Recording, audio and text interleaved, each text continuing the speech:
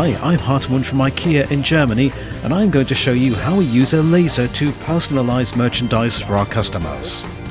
Originally, we wanted to offer a service for glass engraving, but we realized that a laser engraving and cutting machine would allow us to offer a much broader service.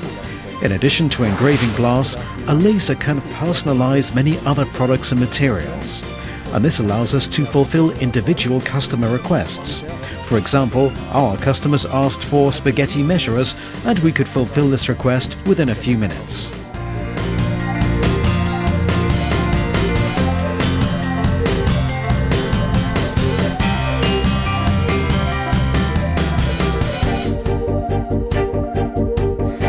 Hi, I'm Stefan from Paper Artist, and I'm going to show you how I use my laser machine for my customer IKEA.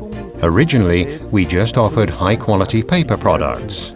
The laser machine enabled us to expand our product offerings from just paper to highly sophisticated engravings on materials such as glass, ceramic, wood, and many others.